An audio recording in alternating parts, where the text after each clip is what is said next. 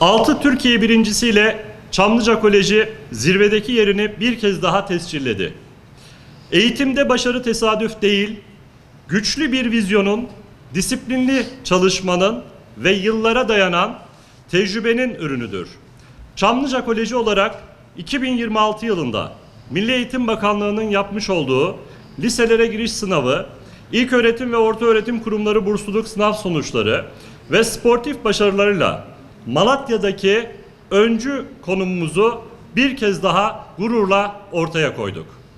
Liselere giriş sınavında öğrencilerimiz Hamza İncebay ve Ali Sait Çelik sınavdaki tüm soruları doğru cevaplandırarak gösterdikleri üstün başarıyla Türkiye birincisi olarak bizlere büyük bir gurur yaşattı. İlköğretim ve ortaöğretim kurumları bursluluk sınavında da 4 öğrencimiz yine sınavdaki tüm soruları doğru cevaplandırarak Türkiye birincisi olmayı başarmış. Böylece Çamlıca Koleji 2026 yılında toplam 6 Türkiye birincisi çıkararak yalnızca Malatya'nın değil, Türkiye'nin de örnek gösterilen eğitim kurumlarından biri olduğunu bir kez daha kanıtladı. Bu büyük başarı öğrencilerimizin azmi, öğretmenlerimizin fedakarlığı, yöneticilerimizin kararlı eğitim anlayışı ve velilerimizin özgüveniyle oluşturduğumuz güçlü eğitim ikliminin doğal sonucudur.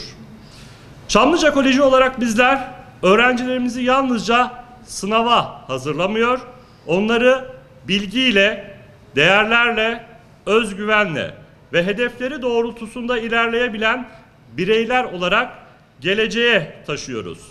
Her yıl artarak devam eden akademik ve sportif başarılarımız, uyguladığımız eğitim modelinin ne kadar doğru ve ne kadar sürdürülebilir olduğunun en somut göstergesidir.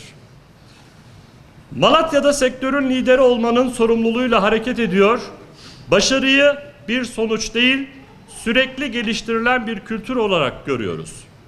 Bu anlayışla yetiştirdiğimiz her öğrencinin başarısı bizim için geleceğe atılmış güçlü bir adımdır.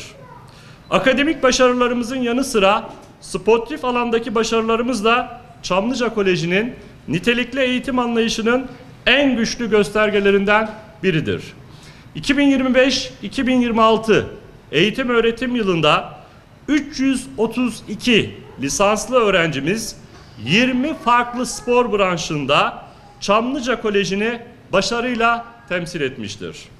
Öğrencilerimiz katıldıkları ulusal ve yerel organizasyonlarda 17 kupa ve 148 madalya kazanarak Çamlıca Koleji'nin sadece akademik değil, sporda da, sanatta da Malatya'nın öncü eğitim kurumu olduğunu bir kez daha ortaya koymuştur. Malatya'da eğitim öğretime başladığı günden bugüne her daim şunu ifade ettik. Dedik ki vatanını, milletini, ülkesini, bayrağını, atasını seven bir dünya insanı yetiştirmek. Hep hedefimiz bu oldu. İyi bir insan yetiştirmek ama iyi bir akademik başarı da elde etmek. Bunun için canımızı dişimize takarak canhıraşane çalıştık. 2021'de Türkiye birincisi çıkardık. 2023'te Türkiye birincisi çıkardık. 2024'te Türkiye birincisi çıkardık. 2025'te Türkiye birincileri çıkardık. Ve 2026'da bugün 6 tane Türkiye birincisi elde ettik. Tabii bu depremle yerle bir olan Malatya için tekrar küllerinden doğabilme adına hakikaten gurur verici bir başarı. Ben bu başarıda emeği geçen, başta annelerimiz, babalarımız, çocuklarım, emek veren okuldaki her bir öğretmen arkadaşıma, kampüs müdürüme, müdür yardımcılarıma, rehber öğretmenlerime, her birine ayrı ayrı teşekkür ediyorum. Çamlıca bu il için, Malatya için canla başla çalışmaya devam edecek. Bu ülkedeki her bir birey bir dünya insanı olarak yetişmek için biz elimizden geleni yapacağız. Buna söz verdik ve bu yolda da devam edeceğiz.